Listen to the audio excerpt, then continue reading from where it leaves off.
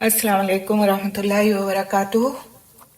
वालेकुम अस्सलाम warahmatullahi आवाज wabarakatuh। आवाज ठीक आ रही है आप लोगों को? जी मैम अल्हम्दुलिल्लाह। अल्हम्दुलिल्लाह। ठीक है, सबसे पहले जैसे कि आपसे पहले भी आपकी जो एडमिन है उन्होंने रिक्वेस्ट की है कि आप लोग सब लोग अपने कैमरे पर और अपने माइक पर ज़रूर नज़र रखें कि किसी का भी माइक और कैमरा ओपन न होने पाए, क्योंकि उससे सभी को डिस्टर्ब होता है और सबसे ज़्यादा मुझे होता है। ज़ाहिर है डिस्ट्रैक्शन होती है और फिर पढ़ाने में उस चीज़ का असर पड़ता है। इंशाअल्लाह ताला आप लोग सब लोग, मुझे उम्मीद है कि इस पर तवज्जो रखेंगे। इंशाअल्लाह दुआ के साथ हम शुरू करते हैं।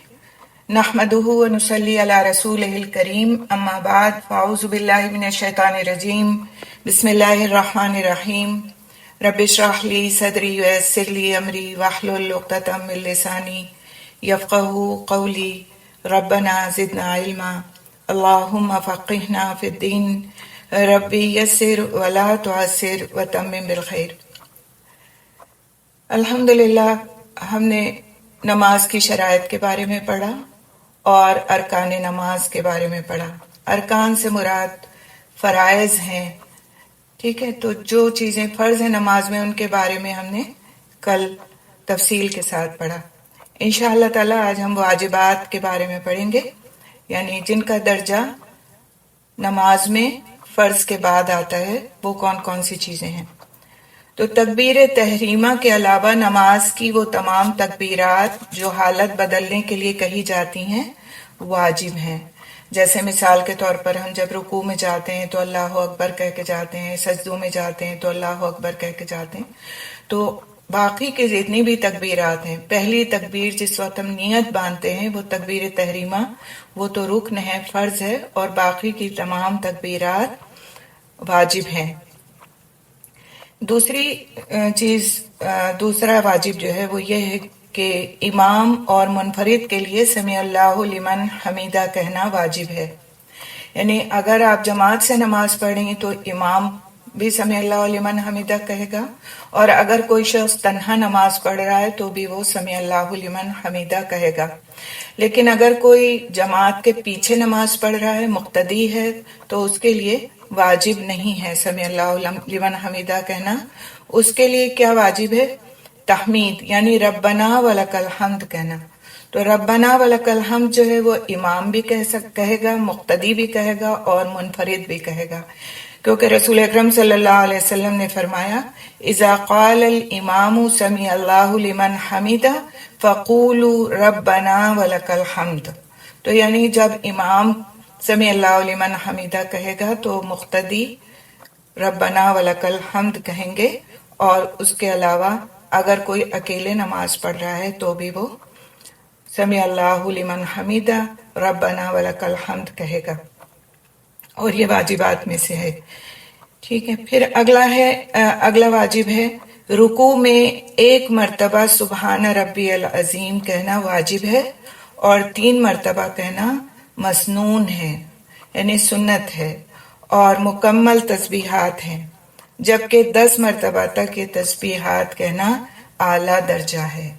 यानी अगर कोई एक बार कह लेता है तो भी उसका वाजिब अदा हो गया, कोई 3 बार कहता है तो सुन्नत अदा हो गई, और कोई 10 बार कहता है तो ये आला दर्जा है। तो 3 बार से ज्यादा भी कहा जा सकता है और 3 बार से कम में भी वाजिब मुकम्मल हो जाएगा अगर एक बार भी किसी ने कह लिया। लेकिन अगर एक बार भी नहीं कहा तो फिर उसका सजदा नहीं वैलिड होगा, नहीं माना जाएगा।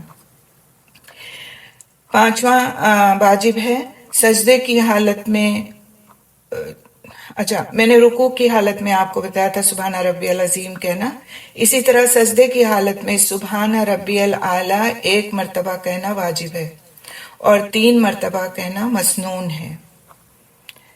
इसी तरह से जब 2 सजदों के दरमियान इंसान बैठता है तो 1 मर्तबा रब्बिग़फिरली कहना वाजिब है, लेकिन इसमें थोड़ा सा उलमा का इख्तिलाफ भी है कि जरूरी है या नहीं जरूरी। कुछ इसको सुन्नत में शुमार करते हैं और कुछ इसको वाजिब में शुमार करते हैं। बहरहाल 2 सजदों के दरमियान इतनी देर बैठना कि 1 मर्तबा इंसान रब्बे फ़िरली कह सके ये वाजिब है। दोनों सजदों के दरमियान का बैठना वाजिब है। ठीक है, उसमें इंसान जिक्र करता है या नहीं करता है, इसमें इख्तिलाफ है कि ये सुन्नत है या वाजिब है, लेकिन इतनी देर का बैठना इस पर इत्तेफाक है कि दोनों सजदों के दरमियान कम अज कम कोई शख्स इतनी देर बैठेगा जो एक बार वो रब्बे फ़िरली कह सके। सातवां वाजिब है पहला तशहुद पढ़ना वाजिब है, और जिसको हम अत्तहियात कहते हैं, यानी कि अगर आप 4 रकात नमाज पढ़ रहे हैं तो 2 रकात के पास बाद बैठना और अत्तहियात पढ़ना वाजिब है।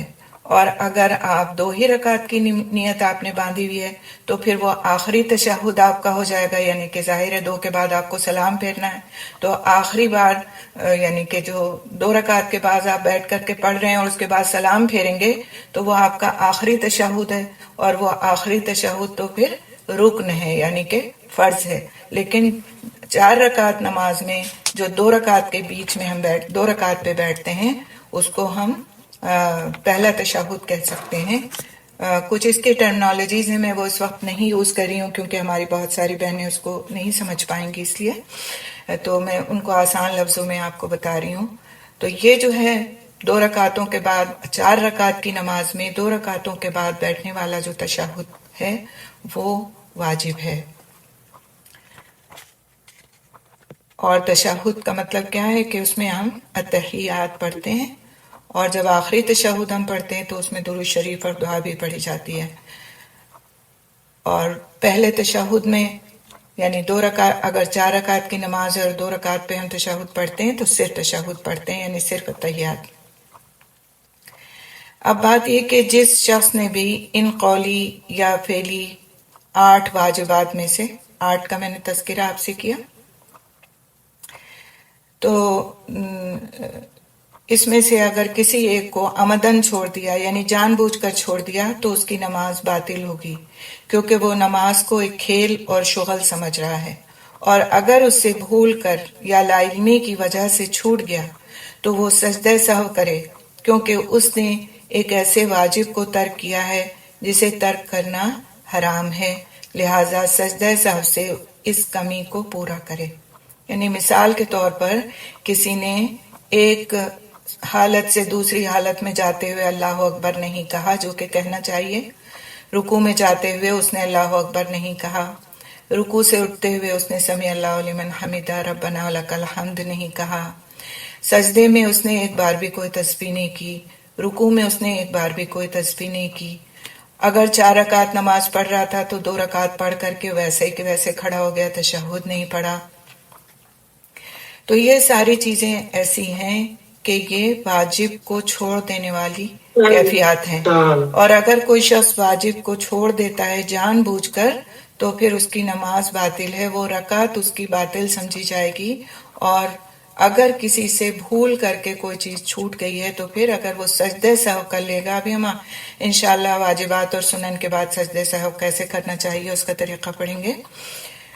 तो अगर कोई बाद में सजदा साफ कर लेता है भूलने पर, वाजिब के भूल जाने पर, तो फिर उसकी नमाज दुरुस्त समझी जाएगी और उसको नमाज के लौटाने की जरूरत नहीं होगी। लेकिन जानबूझकर छोड़ने से फिर नमाज बातिल हो जाएगी। सवालात जरूर लिखते रहिए, मुझे यकीन है कि सवालात आपके जहन में आ रहे होंगे, क्योंकि हम लोग नमाज तो पढ़ते हैं जैसे बचपन में सिखा दी जाती है, लेकिन इन बातों पर हम गौर नहीं करते। और मैं आपको क्या कहूँ, मैंने खुद इस तरह की बहुत सारी गलतियां की हैं, और क्या होता था कि कुछ भी कमी रह जाती थी और एहसास होता था तो हम पूरी नमाज दोहराते थे, पूरी नमाज दोहरा करके पढ़ते थे। तो ये भी एक मशक्क़त तलब बात है कि अगर जिस गलती के लिए सजदे सहव के जरिए से हमारी नमाज सही हो जाती हो उसको हम दोहरा दोहरा करके पढ़ें, वो इंसान अपने ऊपर खुद ऐसे बोझ ना ला दे जो अल्लाह सुब्हान तआला की तरफ से उसके लिए नहीं है। अल्लाह सुब्हान तआला बहुत माफ़ करने वाले और गफूरुर रहीम है, और हमें ऐसी सहूलतें दी गई ताकि हम नमाज से दिल हमारा उचाट ना हो जाए या हमें बोझ न लगने लगे, बल्कि हम उन सहूलतों से फ़ायदा उठाएं, अपने रब की तरफ से दिए हुए इस सदक़े को कबूल करें और अपने लिए आसानियों को हासिल कर सकें।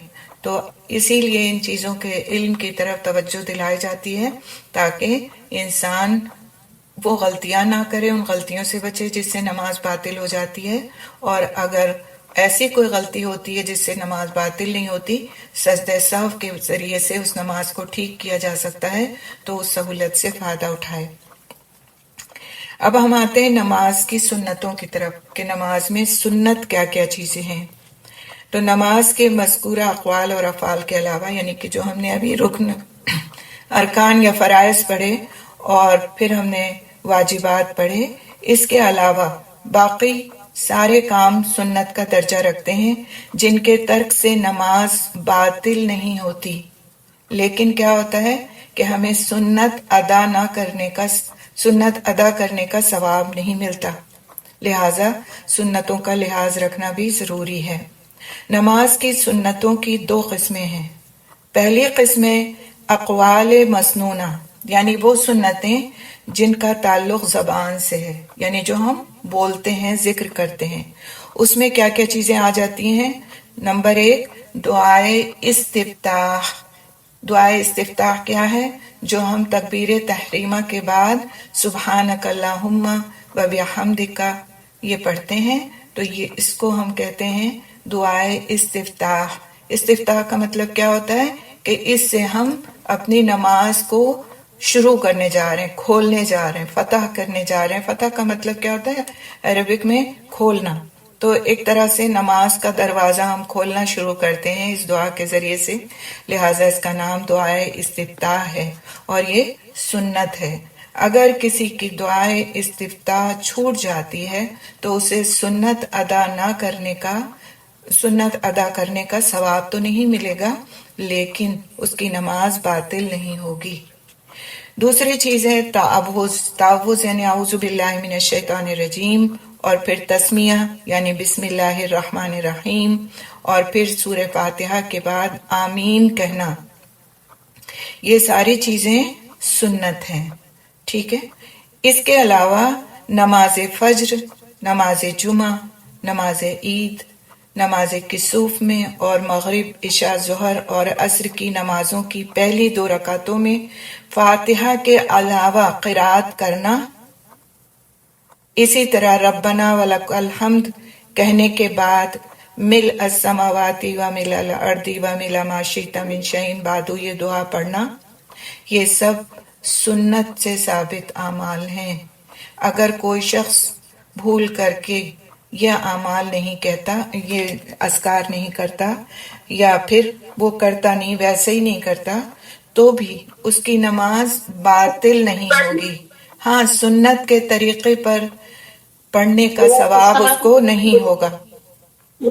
کون کون سی چیزیں؟ ایک دفعہ میں پھر سے دہراتی ہوں، پلیز مائک آف کیجئے، مائک آف کیجئے۔ سید القمہ، ہاں وہ دعا سید القمہ، پلیز بیچ میں کوئی سوال نہیں، سوالوں کا دن کل کا ہے، ٹھیک ہے۔ پہلی دعائے استفتاح سبحانک اللہم، دوسرا تعوذ اعوذ باللہ من الشیطان الرجیم، تیسرا تسمیہ بسم اللہ الرحمن الرحیم، چوتھا آمین کہنا، پانچواں فاتحہ کے بعد، سورت فاتحہ کے بعد قرات کرنا، یعنی کہ قرآن حکیم میں سے کم از کم 3 آیات کا پڑھنا، شروع کی 2 رکعتوں میں جس طرح ہم فرض میں پڑھتے ہیں، اور آخر کی 2 رکعتوں میں صرف سورہ فاتحہ پڑھتے ہیں۔ تو یہ ساری چیزیں سنت ہیں، سنت سے ثابت ہیں۔ اسی طرح پھر رکوع اور سجدے میں 1 بار سے زائد تسبیحات کہنا، جیسا کہ ابھی میں نے آپ سے واجب کے سلسلے میں عرض کیا تھا کہ 1 بار کہنا واجب ہے اور 3 بار کہنا سنت ہے۔ اسی طرح 2 سجدوں کے درمیان رب اغفر لی 1 بار سے زائد مرتبہ کہنا۔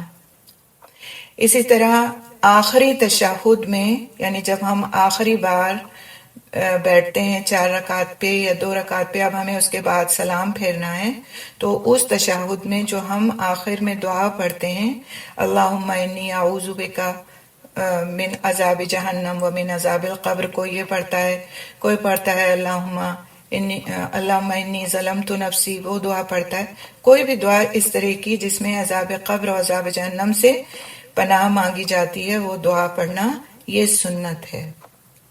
इस दुआ के अलावा मजीद दुआओं का पढ़ना भी नमाज की सुनन में शामिल है, यानी कि अगर दुरूद शरीफ के बाद कोई शख्स दुआ पढ़ता है तो ये सुन्नत से साबित है इस तरह की दुआओं का पढ़ना। और इसमें कई दुआएं हैं, कोई सी भी दुआ इंसान पढ़ सकता है जो मसनून है, और फिर उसके बाद वो सलाम फेरेगा।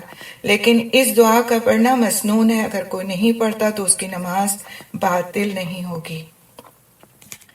दूसरी जो किस्म है सुन्नतों की, वो उसको हम कहते हैं अफ़आल मसनूना, यानी वो अफ़आल जिनको करना हमारे लिए सुन्नत दर्जे में है और जिनको अगर कोई नहीं करता तो उसकी नमाज हो जाएगी, उसे सजदे सहू नहीं करना होगा, उसे नमाज दोहरानी नहीं होगी, उसकी नमाज हो जाएगी।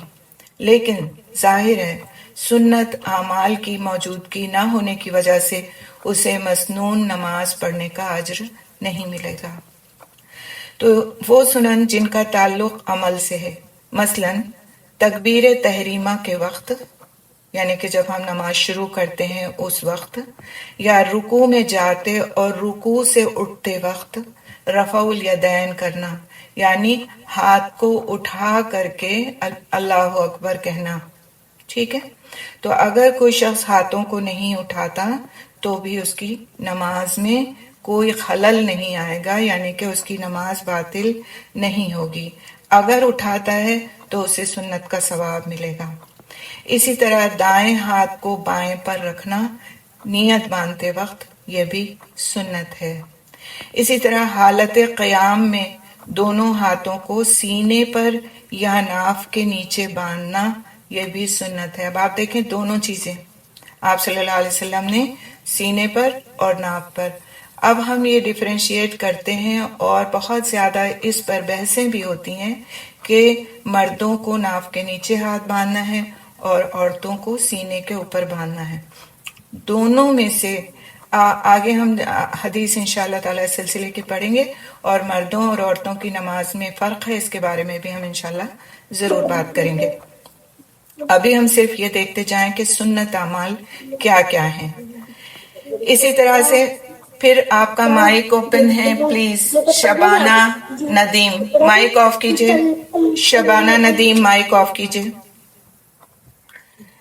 इसी तरह सजदे की जगह पर नजर रखना, यानी अगर कोई शख्स सजदे की जगह पर नजर नहीं रखता तो ऐसा नहीं है कि उसकी नमाज बातिल हो जाएगी या नहीं होगी, लेकिन सजदे की जगह पर नजर रखना नमाज के दौरान सुन्नत अमल है।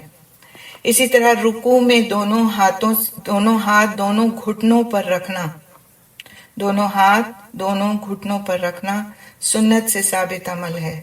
अगर कोई शख्स अपनी रान पर हाथ रख लेता है या फिर घुटनों से नीचे हाथों को रख लेता है तो वो रुकू तो कर लेगा, लेकिन उसे सुन्नत का सवाब नहीं मिलेगा।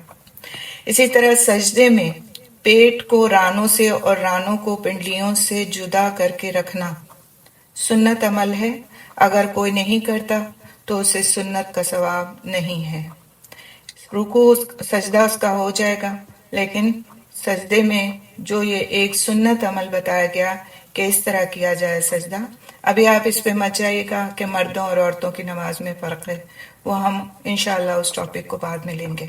अभी आप सिर्फ ये देखते जाएं कि क्या चीज़ें सुन्नत हैं, क्योंकि जब हम चीज़ों को मिक्सअप करने लगते हैं तो हमारे दिमाग में खिचड़ी पकती और हम सही बात को पकड़ नहीं पाते।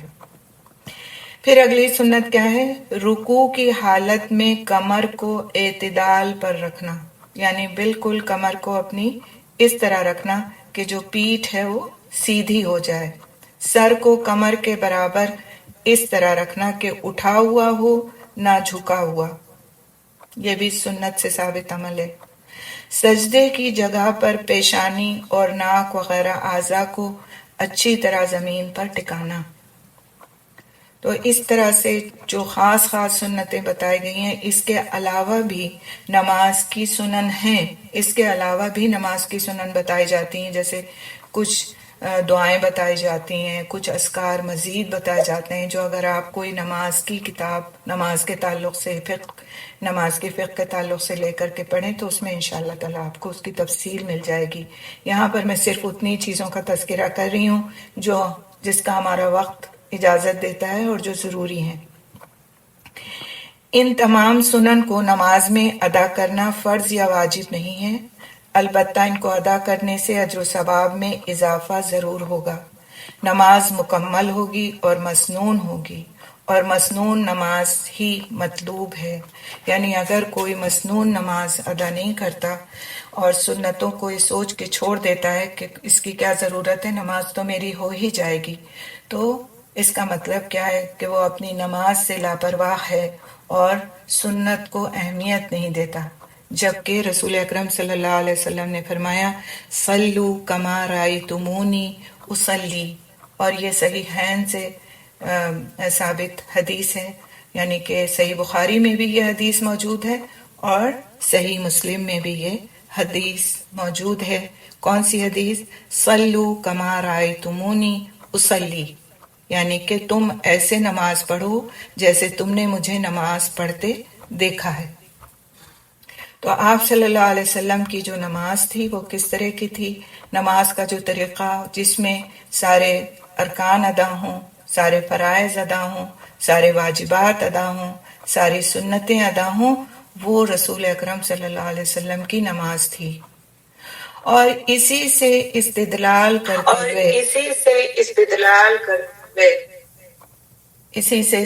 کرتے ہوئے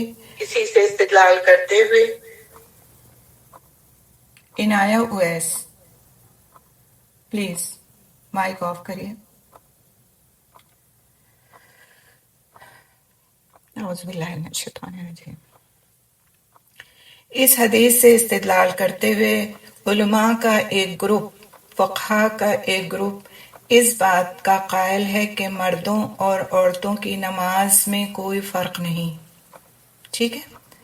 اس حدیث سے استدلال کرتے ہوئے جو صحیح بخاری میں بھی موجود ہے اور صحیح مسلم میں بھی موجود ہے، تو آپ دیکھیں کہ جو نماز کے ارکان ہیں اس میں مردوں اور عورتوں میں کوئی فرق نہیں، جو نماز کی واجبات ہیں اس میں مردوں اور عورتوں میں کوئی فرق نہیں، جو سنن ہیں اس میں سے بھی بیٹھنے اٹھنے کے طریقے، سجدہ کرنے کا طریقہ اور نیت باندھنے کا طریقہ، اس میں تھوڑا سا ایک معمولی سا فرق ہے جس کو لے کر آج ہمارے علماء بھی اتنی بحث کرتے ہیں گویا کہ آپس میں ایک دوسرے سے لڑ پڑیں گے۔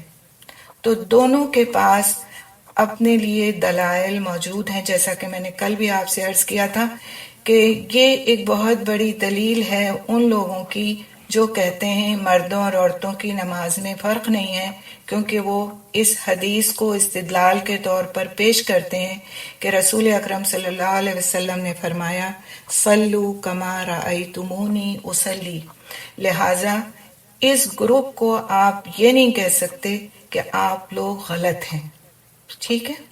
ان کا نماز پڑھنے کا جو طریقہ ہے وہ اس حدیث سے استدلال کر کے اس کو پڑھتے ہیں اور وہ اپنی جگہ صحیح ہیں، غلط نہیں ہیں۔ اسی طرح سے جو لوگ اس حدیث سے استدلال نہیں لیتے وہ دوسری احادیث سے استدلال کرتے ہیں، اپنے مسئلے کو دیکھ کر کے اس سے حل لیتے ہیں، تو اس میں ائمہ کرام جو ہم نے کل تذکرہ کیے تھے، امام ابو حنیفہ رحمۃ اللہ علیہ، امام مسلم، امام مالک اور امام احمد بن حنبل، امام مسلم سوری میں غلط کہہ گئی، امام شافعی، امام مالک، امام احمد بن حنبل رحمۃ اللہ علیہ، ان کے اقوال اور انہوں نے جن احادیث سے دلیل لی ہے کہ مردوں اور عورتوں کی نماز میں اس طرح سے فرق ہے کہ عورت کو سمٹ کر نماز پڑھنے کے لیے کہا گیا، لہٰذا جب وہ سجدہ کرے تو اس کا پاسچر جو ہے، اس کا جو حیت ہے وہ مرد کے مقابلے میں ڈیفرنٹ ہونا چاہیے، لہٰذا ان کی دلیل اپنی جگہ پر غلط نہیں ہے۔ لہٰذا ہمارا کیا فرض بنتا ہے، ہمیں کیا کرنا چاہیے؟ ہمیں یہ کرنا چاہیے جو عقل ہماری ہمیں سکھاتی ہے کہ ہمیں آپس میں لڑنا نہیں چاہیے، ہمیں ایک دوسرے پر اعتراض نہیں کرنا چاہیے، اور خاص طور پر اس صورت میں جبکہ ہم علم کی اس سطح پر بھی نہیں ہیں جس پر یہ علماء اور یہ فقہا تھے۔ انہوں نے آپس میں ایک دوسرے سے اجتہاد کیا، ہمیں تو اجتہاد کے میننگ بھی نہیں پتا۔ انہوں نے ایک مسئلے کو حل کرنے کے بعد اس پر اجماع کیا، یعنی ایک مسئلے کو حل کر کے اس پر اکٹھا ہوئے اور اس کے بعد اسے امت تک پہنچایا، اور ایک عرصے دراز سے اس پر عمل ہوتا چلا آیا ہے، اور علماء کی ایک جماعت اس بات پر متفق ہے۔ علماء کی ایک جماعت اس بات پر متفق ہے کہ عورت اور مرد کی نماز کا طریقہ مختلف ہے، اور علماء کی ایک جماعت اس بات پر متفق ہے کہ عورت اور مرد کی نماز کا طریقہ مختلف نہیں ہے، اور دونوں کے پاس اپنے دلائل موجود ہیں، لہٰذا ہمیں ایک دوسرے پر اعتراض کا کوئی حق نہیں ہے۔ ہمیں چاہیے کہ ہم جی مہجبین پلیز مائک آف کر لیجئے۔ ہمیں یہ چاہیے کہ ہم اپنی نماز کے ارکان پر، واجبات پر، سنن پر توجہ دیں، اور اس کو اچھا بنانے کے لیے اس کے خشوع پر، خضوع پر، سکون پر توجہ دیں، بجائے اس کے کہ ہم یہ دیکھیں کہ ہمارے ساتھ والا کیسا نماز پڑھ رہا ہے۔ ہم اپنی نماز پر توجہ کریں اور پورے اطمینان کے ساتھ کریں، کیونکہ میں نے آپ کو پڑھانے سے پہلے ام القری یونیورسٹی سے پڑھے ہوئے عالم، فقیہ، مدینہ منورہ یونیورسٹی سے پڑھے ہوئے عالم، فقیہ، جو اس وقت کنگ فیصل یونیورسٹی میں پڑھا رہے ہیں، پروفیسر ہیں، ماسٹرز کے اسٹوڈنٹس کے، ان سے فتویٰ لیا اس بات کے بارے میں کہ آپ کی کیا رائے ہے، آپ کیا کہتے ہیں، اور انہوں نے جو بات مجھے بتائی وہ یہی تھی جو میں نے آپ کے سامنے ابھی عرض کی۔ لہٰذا میرا پورا شرح صدر ہے اس معاملے میں، باقی آپ اپنے معاملے کے لیے مختار ہیں کہ آپ جو چاہیں اور جس طرح چاہیں اس کو حل کریں، لیکن میں نے چونکہ کسی عالم سے اس کے بارے میں فتویٰ لیا ہے اور پوچھا ہے، اور انہوں نے مجھے دلائل کے ساتھ اس بات کو سمجھایا ہے، لہٰذا ان دلائل کو اور ان باتوں کو میں نے آپ کے سامنے رکھ دیا۔ باقی آپ کا اپنا ذاتی فعل کیا ہے، اور آپ کیا سوچتے ہیں اور کیا سمجھتے ہیں اور کیا عمل کرتے ہیں، تو ہر شخص اپنے عمل کا ذمہ دار ہے، لیکن چونکہ مجھے آپ تک ایک بات پہنچانی تھی، لہٰذا میں نے اپنے طور پر تحقیق کی اور اپنے طور پر اپنے آپ کو مطمئن کیا اور اس بات کو آپ کے سامنے رکھ دیا۔ تو انشاءاللہ تعالیٰ اس کے بعد ہم سجدہ سہو کی طرف چلتے ہیں کہ ہم سجدہ سہو کیسے کریں گے اور کن کن حالات اور مواقع پر سجدہ سہو کر کے نماز کو ہم ٹھیک کر سکتے ہیں۔ ایک بار میں یہ بات سمجھنا تھوڑا سا مشکل ہوتا ہے، اس لیے میں آپ سے گزارش کروں گی کہ آپ سجدہ سہو کو کئی بار پڑھیں بھی، سنیں بھی، کتاب خریدیں کوئی اس سلسلے میں، اس کتاب میں اس کو پڑھیں۔ انشاءاللہ تعالیٰ کوشش کروں گی کہ کچھ کتابوں کے نام آپ تک ضرور پہنچا دوں تاکہ آپ کے پاس اپنی کتاب ہو اور وقت ضرورت آپ اس کو دیکھ سکیں، خود بھی پڑھ سکیں اور دوسروں کو بھی سکھا سکیں۔ انسان بھول چوک کا نشانہ بن جاتا ہے، اور شیطان کی بھی خواہش ہوتی ہے کہ وہ نمازی کو اثناء نماز میں مختلف افکار میں اور اشغال میں الجھا کر رکھے۔ اس بھول چوک کے نتیجے میں نماز میں کمی بیشی بھی ہو جاتی ہے۔ ایسی صورتحال میں اللہ سبحانہ تعالیٰ نے نمازی کو نماز کے آخر میں سجدہ کرنے کا حکم دیا ہے، جو ایک فدیہ ہے، اور اس کے ذریعے سے شیطان ذلیل ہو جاتا ہے اور رحمان راضی ہو جاتا ہے اور نماز کی کمی پوری ہو جاتی ہے۔ علماء کرام اس سجدے کو سجدہ سہو کا نام دیتے ہیں۔ سہو، سین، ہا اور وا، چھوٹی ہا، ٹھیک ہے، سہو، یہ سہو نہیں اس کو پڑھیں گے، سہو کہیں گے، اور سہو کا معنی ہے بھول جانا۔ نبی کریم صلی اللہ علیہ وسلم سے بھی نماز میں بھول ہوئی تھی، اور یہ بھول واقعی ان سے ایک طرح سے کروائی گئی تھی تاکہ امت کو سکھایا جا سکے۔ آپ کی یہ بھول امت محمدیہ صلی اللہ علیہ وسلم پر اللہ کی نعمت کا اتمام اور دین کی تکمیل کا سبب ثابت ہوئی، تاکہ بھول چوک کے وقت وہ نبی کریم صلی اللہ علیہ وسلم کے طریقے کی پیروی کر سکیں۔ بھول چوک میں نبی صلی اللہ علیہ وسلم کے جو واقعات ہیں وہ احادیث کی کتابوں میں محفوظ ہیں۔ ایک مرتبہ آپ صلی اللہ علیہ وسلم نے 4 رکعت کے بجائے 2 رکعتیں پڑھا کر سلام پھیر دیا، پھر باقی 2 رکعات پڑھ کر نماز مکمل کی، آخر میں سلام سے قبل سجدہ سہو کر لیا، ایک دفعہ 3 رکعت پڑھا کر سلام پھیر دیا، تو پھر 1 رکعت مزید پڑھی اور سجدہ سہو کر لیا، ایک موقع پر 2 رکعتیں پڑھا کر کھڑے ہو گئے اور درمیانی تشہد میں نہیں بیٹھے، تو آخر میں سجدہ سہو ادا کر دیا وغیرہ۔ تو اس طرح کی چیزیں پیش آئیں آپ صلی اللہ علیہ وسلم کے ساتھ، تو آپ صلی اللہ علیہ وسلم نے ان صورتوں میں کیا کیا، اس کو دیکھ کر کے علماء نے اس کے بارے میں مسائل کو نکالا ہے اور پیش کیا ہے۔ 3 صورتوں میں سے، غور سے اس بات کو سنیے گا، 3 صورتوں میں سے کوئی ایک صورت پیش آ جائے تب سجدہ سہو ضروری ہوتا ہے۔ 3 صورتیں، وہ 3 صورتیں کیا ہیں؟ جب بھول کر نماز میں کوئی زیادتی ہو جائے، یعنی کہ 4 کے بجائے انسان نے 5 رکعتیں پڑھ لی ہیں، یا نماز میں کوئی کمی واقع ہو جائے، جیسے مثال کے طور پر 4 کے بجائے 3 رکعتیں پڑھ لی ہیں، یا پھر نماز کے دوران میں کسی شے کی کمی بیشی میں شک پڑ جائے۔ ان صورتوں میں سے کوئی صورت پیش آ جائے تو سجدہ سہو لازمی ہے، جس کی دلیل اور طریقہ سنت رسول صلی اللہ علیہ وسلم میں موجود ہے۔ ایک بات واضح رہے کہ کمی و بیشی یا ہر شک سجدہ سہو کرنے کا سبب نہیں بنتا، بلکہ اس مسئلے میں جو سنت رسول ہے اسی پر عمل کیا جائے گا۔ جب سجدہ سہو کرنے کا سبب پیدا ہو جائے تب وہ مشروع ہو جاتا ہے، یعنی کہ تب وہ کرنا ضروری ہو جاتا ہے، خواہ وہ فرض نماز ہو یا نفل نماز ہو۔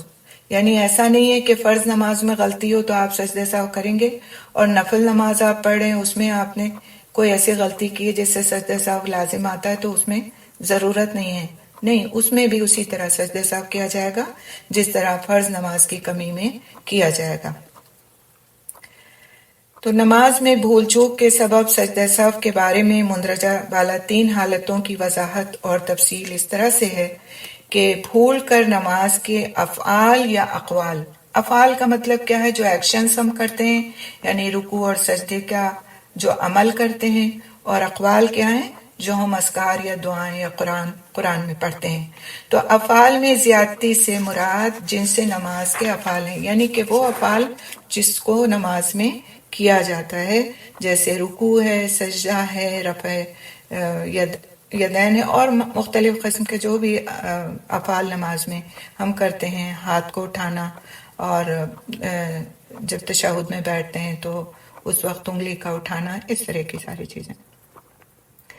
تو اب جیسے بیٹھنے کے موقع پر کھڑے ہو جانا، یا کھڑے ہونے کے مقام پر بیٹھ جانا، یا رکوع اور سجدہ زیادہ کر لینا، ان صورتوں میں سجدہ سہو لازم ہے۔ سیدنا عبداللہ بن مسعود رضی اللہ تعالیٰ عنہ سے روایت ہے کہ نبی کریم صلی اللہ علیہ وسلم نے فرمایا،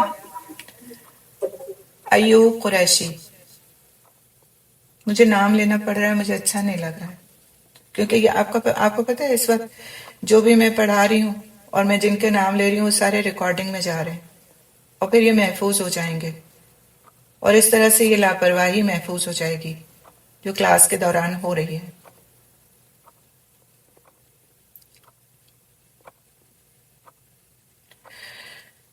عبداللہ بن مسعود رضی اللہ تعالیٰ عنہ سے روایت ہے کہ نبی کریم صلی اللہ علیہ وسلم نے فرمایا، اذا زاد الرجل او نقص فلیسجد سجدتین، جب کوئی شخص اپنی نماز میں بھول کر زیادتی یا کمی کرے تو آخر میں وہ 2 سجدے کر لے۔ اس کی وجہ یہ ہے کہ نماز میں کسی عمل کی زیادتی در حقیقت نماز کی شکل و صورت میں ایک قسم کی کمی ہے، اس لیے سجدہ سہو کرنے کا حکم ہے تاکہ یہ کمی پوری ہو جائے۔ اسی طرح اگر 1 رکعت زیادہ پڑھ لی اور نماز سے فارغ ہو جانے کے بعد اسے یاد آیا تو وہ صرف سہو کے 2 سجدے کرے، اور اگر اسے زائد رکعت ادا کرنے کے دوران میں یاد آیا تو وہ فوراً بیٹھ جائے، اگر تشہد نہیں پڑھا تھا تو پڑھے، پھر سجدہ سہو کرے اور سلام پھیر دے۔ اگر کوئی امام، اچھا یہاں تک ایک چیز آپ کو بتاؤں کہ بہت آسانی سے جو چیز یاد رہ جائے گی کہ اگر زیادتی ہو جاتی ہے نماز میں، ہم سے کوئی عمل ہم سے زیادہ ہو گیا ہے، تو جب ہم اپنا سلام پھیر لیں گے نماز کا سلام پھیرنے کے بعد 2 سجدے کریں گے اور پھر سلام دوبارہ پھیر کر ہم فارغ ہو جائیں گے۔ لیکن اگر کوئی نماز میں ہم سے کمی واقع ہو گئی ہے، ایسی کمی جو سجدہ سہو کے ذریعے سے پوری ہو سکتی ہے، تو پھر یہ کریں گے کہ ہم نماز کا سلام پھیرنے سے پہلے 2 سجدے کریں گے، اپنی اتحیات، درود شریف، دعا سب کچھ پڑھنے کے بعد 2 سجدے کریں گے، اور پھر جس طرح نماز کا سلام پھیرتے ہیں اس طرح سلام پھیریں گے، تو وہ سجدہ سہو ہمارا کمپلیٹ ہو جائے گا۔ زیادتی کی صورت میں بعد میں سجدہ سہو کیا جائے گا سلام پھیرنے کے بارے میں، سلام پھیرنے کے بعد، اور کمی کی صورت میں یا شک کی صورت میں سلام پھیرنے سے پہلے 2 سجدے کیے جائیں گے۔ نماز میں بھول کر کمی واقع ہو جائے، یعنی ایسا فعل جو نماز کا حصہ ہے چھوٹ جائے، اگر چھوٹ جانے والا، اب اس چیز کو آپ غور سے سنیے گا، اب آپ کو پتا ہے فرض کیا ہے، واجب کیا ہے، سنن کیا ہے، ٹھیک ہے؟ اگر چھوٹ جانے والا عمل نماز کا رکن یعنی فرض ہے، اور رکن بھی تکبیر تحریمہ یعنی جس سے ہم نماز شروع کرتے ہیں وہ ہے، تو اس کی نماز نہیں ہوگی اور نہ سجدہ سہو کافی ہوگا۔ اور اگر تکبیر تحریمہ کے علاوہ کوئی اور رکن چھوٹ گیا ہے، مثلا رکوع یا سجدہ، اگر بعد والی رکعت کی قرات سے پہلے اسے یاد آ گیا تو اس پر لازم ہے کہ واپس پلٹ آئے اور چھوٹ جانے والا رکوع یا سجدہ ادا کرے، اور اس رکوع یا سجدے کے بعد والے تمام کام دوبارہ ادا کرے۔ اور اگر بعد والی رکعت کی قرات شروع کر دی تھی، یعنی کہ ابھی دوسری رکعت اگر شروع نہیں کی تھی تو وہ اپنی پہلی رکعت میں جو چیز چھوٹ گئی ہے اس کو پورا کر لے، اور اگرچہ وہ دوسری رکعت کی قرات شروع کر چکا تھا، اب اس کو یاد آیا اس نے پہلی رکعت میں تو رکوع نہیں کیا تھا، تو پھر وہ کیا کرے گا؟ تب اسے چھوٹ جانے والا رکن یا سجدہ اگر اس وقت یاد آتا ہے تو جس رکعت میں رکوع یا سجدہ چھوٹ گیا تھا وہ ساری رکعت باطل ہو جائے گی اور شمار نہیں ہوگی۔ وہ ساری رکعت کیا ہوگی؟ باطل ہو جائے گی اور شمار نہیں ہوگی، اور اسے 1 رکعت مزید پڑھنا ہوگی۔ مثال کے طور پر اس کو اس طرح سمجھیے، آپ نے 4 رکعت کی نیت باندھی، ٹھیک ہے؟ 4 رکعت کی نیت باندھنے میں اب آپ نے پہلی رکعت میں رکوع چھوڑ دیا، سجدے میں آپ چلے گئے، سیدھے سجدے میں چلے گئے، آپ نے سجدہ کر لیا، اور آپ اب دوسری رکعت کے لیے کھڑے ہو گئے۔ دوسری رکعت جب آپ پڑھ رہے تھے، شروعات کی تھی، آپ نے قرات شروع کر دی تھی، سورہ فاتحہ پڑھے تھے، آپ کو یاد آیا کہ میں نے تو پہلی رکعت میں ایک ہی سجدہ کیا تھا یا کہ رکوع ہی نہیں کیا تھا، اب کیا کریں گے؟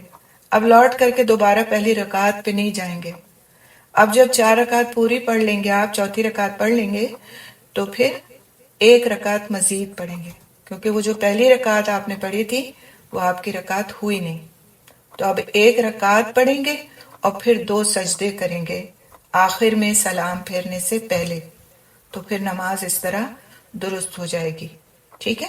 سمجھ آگے ہوگی انشاءاللہ۔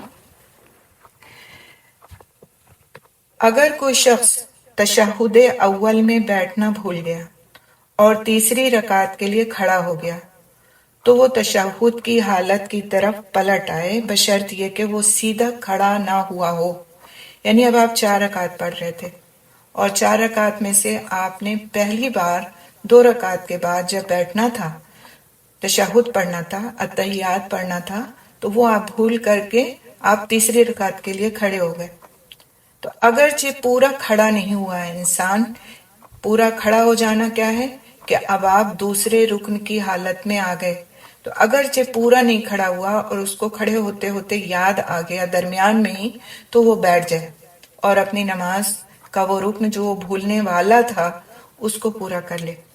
لیکن اگر کوئی شخص پورا کھڑا ہو گیا ہے تو اس کا واپس تشہد کی حالت میں پلٹنا مکروہ ہے۔ اگر وہ پلٹ گیا تو نماز باطل نہیں ہوگی۔ اگر تیسری رکعت میں فاتحہ کی قرأت شروع کر دی تو تب پلٹنا قطعاً درست نہیں، کیونکہ وہ دوسرے رکن کی ادائیگی شروع کر چکا ہے جسے توڑنا یا چھوڑنا مناسب نہیں۔ سمجھ میں آ گئی بات؟ تو اب اگر چھوٹ گیا ہے تو کیا کریں گے کہ بعد میں سجدہ سہو کریں گے، بعد میں ایک رکعت اور نہیں پڑھیں گے، کیونکہ درمیانی تشہد کیا ہے؟ واجب ہے۔ اگر واجب چھوٹ جاتا ہے تو ہم صرف سجدہ سہو کرتے ہیں، اگر رکن چھوٹ جاتا ہے تو وہ رکعت ہم اور پڑھ کر کے سجدہ سہو کر کے اپنی نماز پوری کرتے ہیں۔ امید ہے یہ بات سمجھ آ گئی ہوگی۔ اسی لیے میں نے آپ کو واجبات الگ پڑھائے، ارکان یعنی فرائض الگ پڑھائے اور سنن الگ پڑھائیں۔ تو واجبات کے چھوٹنے کی صورت میں واجب کو دوبارہ ادا کرنے کے بجائے اینڈ میں 2 سجدے کر کے سلام پھیرا جائے گا، اور یہ سجدہ سہو کہلاتا ہے، اور اس سے اس واجب کی کمی پوری ہو جائے گی انشاءاللہ۔ لیکن فرائض میں سے کوئی فرض چھوٹ جاتا ہے، پھر وہ رکعت دوبارہ پڑھی جائے گی، سجدہ سہو کیا جائے گا اور پھر اس کے بعد سلام پھیرا جائے گا۔ نماز میں شک پڑ جائے، اب یہ چیز ہم لوگوں کے ساتھ بہت کچھ ہوتی ہے، ٹھیک ہے؟ ایک چیز اور اسی سلسلے میں جو بھی ہم پڑھے تھے اس سے ایک چیز رہ گئی، وہ کر لیتے ہیں، پھر ہم اگلے پوائنٹ پہ آئیں گے۔ اگر کسی سے رکوع یا سجدے میں تسبیحات چھوٹ گئیں، یعنی کہ رکوع تو کیا اس نے لیکن پڑھا کچھ نہیں، تو اس رکوع یا سجدے کو دوبارہ ادا کرے، بشرط یہ کہ وہ بعد والی رکعت ادا کرنے کے لیے سیدھا کھڑا نہ ہوا ہو، اور وہ ان تمام حالات میں سجدہ سہو ادا کرے۔ یعنی کچھ نہیں پڑھا آپ نے، جبکہ ایک بار پڑھنا کیا تھا؟ ضروری تھا، آپ کا کم از کم ایک بار آپ کو پڑھنا تھا۔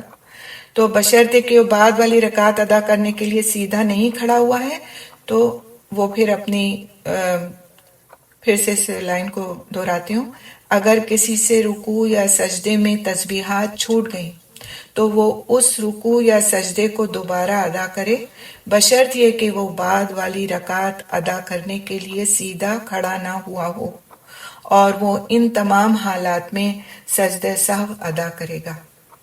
ٹھیک ہے؟ وہی بات کہ اگر واجب چھوٹ گیا ہے تو پھر سجدہ سہو ادا کیا جائے گا۔ نماز میں شک پڑ جائے، اگر کسی کو نماز کی رکعات کی تعداد میں شک پڑ جائے، مثلا جو ہمارے ساتھ بہت بار ایسا ہوتا ہے، اس نے دو رکعتیں ادا کی ہیں یا 3، تو وہ 2 سمجھے کیونکہ کم تعداد یقینی ہے، پھر سلام سے پہلے سجدہ سہو کرے، کیونکہ مشکوک چیز معدوم کے حکم میں ہے۔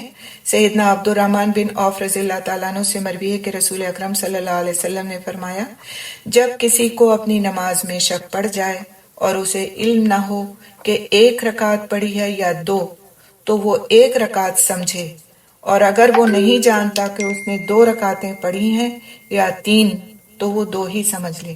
یعنی کہ اگر ہم نے جتنی رکعت کی نیت کی تھی اور ہمارا شک یہ ہے کہ ہم نے اس سے 1 رکعت کم پڑھی ہے، تو ہم رکعت کو مکمل کریں گے۔ ٹھیک ہے؟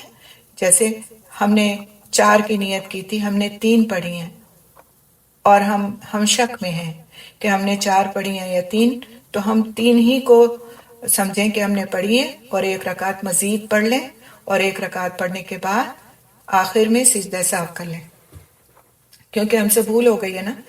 تو اب بھول اور شک کے موقع پر دونوں کے لیے سجدہ سہو ہے۔ ایک بار پھر سے اس بات کو ریپیٹ کروں گی تاکہ آپ کو پکی ہو جائے۔ جب کسی کو اپنی نماز میں شک پڑ جائے اور اسے علم نہ ہو کہ 1 رکعت پڑھی ہے یا 2، تو وہ 1 رکعت سمجھے، یعنی کہ کم پہ اپنے آپ کو رکھے، اور اگر وہ نہیں جانتا کہ اس نے 2 رکعتیں پڑھی ہیں یا 3، تو وہ 2 ہی سمجھے، یعنی کہ 3 کو اگر اس کا شک پڑ گیا ہے کہ 3 پڑھی تھی یا 2 تو 2 ہی سمجھے، 1 رکعت مزید پڑھ لے اور سجدہ سہو کر لے، ٹھیک ہے۔ اگر کسی کو نماز کے رکن کے چھوٹ جانے پر شک ہو تو وہ اس رکن اور اس رکن کے بعد والی 1 رکعت کے ارکان دوبارہ ادا کرے، جس کی تفصیل گزر چکی ہے، اس نے ہم نے پہلے پڑھ چکے ہیں۔ اگر کسی واجب کے چھوٹ جانے میں شک ہو تو اس شخص کو معتبر نہ سمجھے اور سجدہ سہو نہ کرے۔ اسی طرح اگر کسی واجب کی زیادتی میں شک ہو، شک کی بات آ رہی ہے، یقین کی بات نہیں آ رہی ہے، ٹھیک ہے، اور کسی واجب کی زیادتی میں شک ہو تو اسے قابل التفات نہ سمجھے، کیونکہ اصل چیز کمی یا زیادتی کا نہ ہونا ہے، یعنی کمی یا زیادتی کی بنیاد پر ہم سجدہ سہو کرتے ہیں، اور خالی کمی یا زیادتی کا ہمیں شک ہو جاتا ہے تو اس شک کو بنیاد نہیں بنائیں گے۔ ہاں، اگر ہمارا شک اس یقین تک ہے کہ ہم واقعی اس چیز کو صحیح سمجھ رہے ہیں تو پھر شک کی بنیاد پر بھی سجدہ سہو کیا جائے گا۔ اگر کسی واجب کے چھوٹ جانے میں شک ہو تو اس شک کو معتبر نہ سمجھے اور سجدہ سہو نہ کرے، یعنی صرف شک ہے۔ ایک ہے کہ آپ کو یقین ہے کہ آپ سے واجب چھوٹا ہے، ایک ہے کہ آپ کو شک ہے۔ اسی طرح اگر کسی واجب کی زیادتی میں شک ہو کہ میں نے اس واجب کام کو زیادہ بار کر لیا ہے تو بھی اسے قابل التفات نہ سمجھے، کیونکہ اصل چیز کیا ہے؟ کمی یا زیادتی کا واقع ہونا، یعنی یقین ہونا۔ تو یہ سجدہ سہو کے چند احکام تھے جو بیان کیے گئے، اور اس کے لیے مناسب یہ ہے کہ ہم تفصیلی طور سے کسی ایسی کتاب کو اپنے مطالعے میں ضرور رکھیں جس سے ہم پھر ان احکامات کو پوری طرح سیکھ سکیں۔ خالی ایک کلاس میں 15-20 منٹ پڑھ لینا اس کے لیے کافی نہیں ہے۔ تو میں آپ سب سے گزارش کروں گی کہ میرے اس کلاس کو اس کے لیے کافی نہ سمجھیں اور کسی کتاب کی طرف ضرور توجہ کریں۔ اور میں کتاب کی طرف توجہ کرنے کی بات آپ سے اس لیے عرض کر رہی ہوں کیونکہ جب آپ کے پاس کتاب ہوگی تو آپ وقتاً فوقتاً اس کو نکالیں گے، پڑھیں گے، دیکھیں گے۔ کتابیں رومن انگلش میں بھی موجود ہیں، انگلش میں بھی موجود ہیں، ہندی میں بھی، اردو میں بھی۔ آپ کو کسی بھی معتبر کتاب کو لے کر کے اس کو اپنے پاس ان احکامات کو بار بار پڑھنے اور سیکھنے کے لیے رکھنا چاہیے، کیونکہ ہوتا کیا ہے کہ یہ چیزیں روز تو پیش آ نہیں رہی ہوتی کہ روز ہم بھول رہے ہوتے ہیں، روز ہم سے کچھ ایسی غلطی ہو رہی ہوتی ہے یا ہر نماز میں ایسا کچھ ہو رہا ہوتا ہے، تو پھر ہم بھول جاتے ہیں چیزیں۔ تو جب بھول جاتے ہیں تو ضرورت ہوتی ہے ہمیں کتابوں کی، اور ہم کتاب کو لے کر کے بیٹھتے ہیں، اس کو دوبارہ پڑھتے ہیں تو ہمارا علم پختہ ہوتا ہے اور ہم اس لائق بھی ہو جاتے ہیں کہ کسی کو بتا سکیں اس کے بارے میں اور کسی سے کی غلطی کو ہم سدھار سکیں۔ تو اس طرح سے ایک ثواب جاریہ کا بھی ہمارے لیے وہ چیز باعث بنتا ہے۔ ہم سب مسلمان ہیں، ہمیں علم سے شغف ہونا چاہیے، علم کو حاصل کرنے کی ہمارے اندر طلب ہونا چاہیے، اور اس بات کی ہماری کوشش ہونا چاہیے کہ ہم رغبت کریں کہ ہم کتابوں کو اپنے پاس رکھنے والے ہوں۔ صرف انٹرنیٹ پر بھروسہ نہ کریں، صرف انٹرنیٹ پر۔ آج گوگل پر اتنا کچھ موجود ہے کہ آپ وہاں جا کر کے صحیح اور غلط کی تمیز کیے بغیر کسی کو بھی سن سکتے ہیں اور کچھ بھی پڑھ سکتے ہیں۔ لہٰذا ایک اچھے رائٹر کی، اچھے مصنف کی، کسی اچھے مفتی کی کوئی ایسی کتاب جو نماز سے متعلق ہو آپ کے پاس ہر حال میں ہونی چاہیے، تاکہ آپ اپنی جو یہ کیوریز ہیں ان کو آپ جو سوالات ذہن میں اٹھتے ہیں ان کو آپ اس کے جواب تلاش کر سکیں اور اس طرح اپنی نمازوں کو بہتر کر سکیں۔ آپ دیکھیں کہ آج ہم دنیاوی چیزوں کو خریدنے کے لیے کیا کچھ نہیں کرتے، پیسے جمع کرتے ہیں، انتظار کرتے ہیں، اور بہت کچھ ایسا اپنی زندگی میں کمی کر کے تو جو ہماری دل چاہنے کی چیزیں ان کو بھی پیچھے ڈال دیتے ہیں، اور اس چیز کو خریدنے کے لیے ہم ہر ممکن کوشش کرتے ہیں کہ وہ چیز ہمیں مل جائے اور ہمارے پاس ہو، کیونکہ اس چیز کی ہمارے پاس کیا ہے؟ اہمیت ہے۔ لیکن اللہ کے اس بیش قیمت تحفے کی حفاظت کے لیے ہم کچھ بھی نہیں کرتے، جیسی تیسی پڑھ لی، جیسی تیسی بچپن میں سکھا دی گئی تھی ویسے ہی پڑھ لی اور ویسے ہی ہم پڑھتے ہوئے یہاں دنیا سے چلے گئے۔ تو ایک واقعہ آپ کے سامنے رکھوں گی آپ صلی اللہ علیہ حضور اکرم صلی اللہ علیہ وسلم کے کسی صحابی کے دور میں یہ واقعہ پیش آیا کہ ان کے سامنے کسی نے نماز پڑھی اور سجدوں اور رکوع کو اس طرح پہ نہیں کیا جیسا کہ آپ صلی اللہ علیہ وسلم نے سکھایا تھا.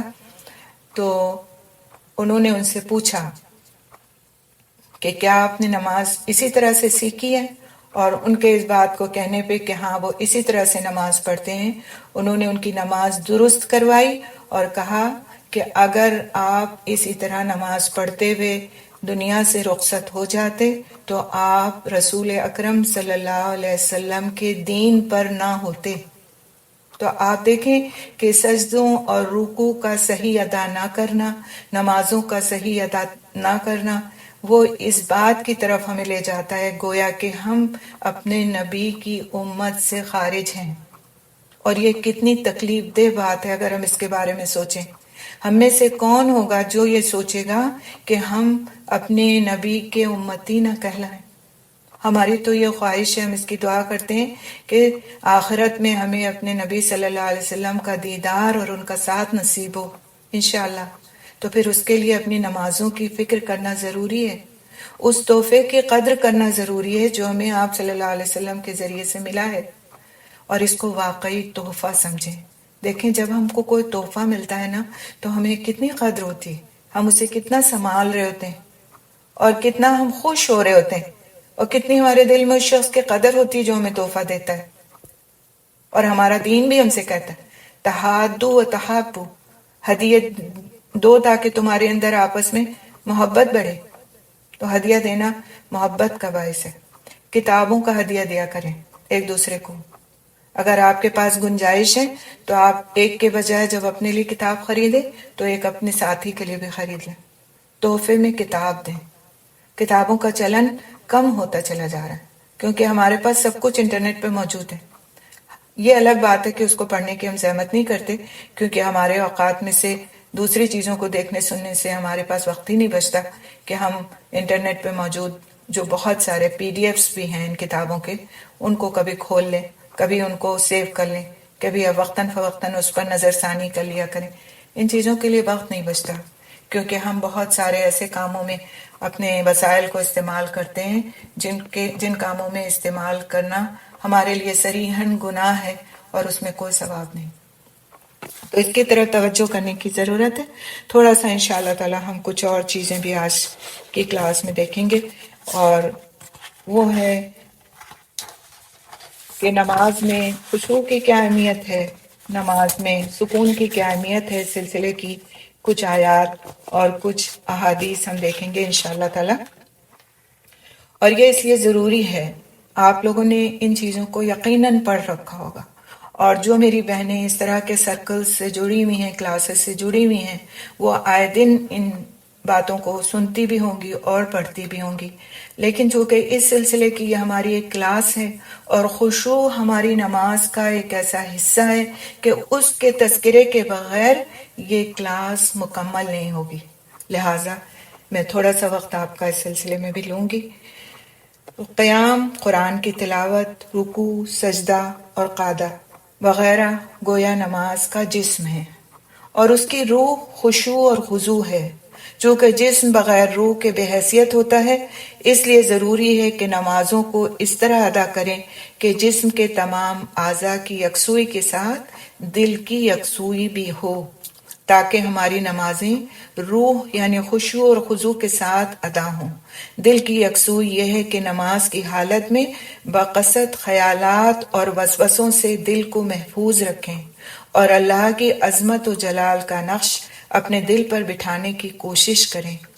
جسم کے اعضاء کی یکسوئی یہ ہے کہ ادھر ادھر نہ دیکھیں، بالوں اور کپڑوں کو سنوارنے میں نہ لگیں، بلکہ خوف اور خشیت اور عاجزی اور فروتنی کی ایسی کیفیت طاری کریں جیسے عام طور پر بادشاہ کے سامنے ہوتی ہے.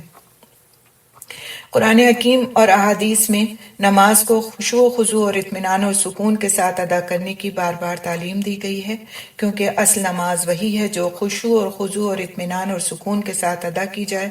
اور ایسی ہی نماز پر اللہ سبحانہ تعالیٰ نے انسان کو دنیا اور آخرت کی کامیابی عطا فرمانے کا وعدہ فرمایا ہے. قرآن حکیم میں سورۃ مومنون میں اللہ سبحانہ تعالیٰ فرماتے ہیں قد افلح المؤمنون الذین هم فی صلاتهم خاشعون، یقیناً وہ ایمان والے کامیاب ہو گئے جن کی نمازوں میں خشوع ہے، جن کی نمازوں میں خشوع ہے، ان لوگوں کی کامیابی کی بات کہی گئی۔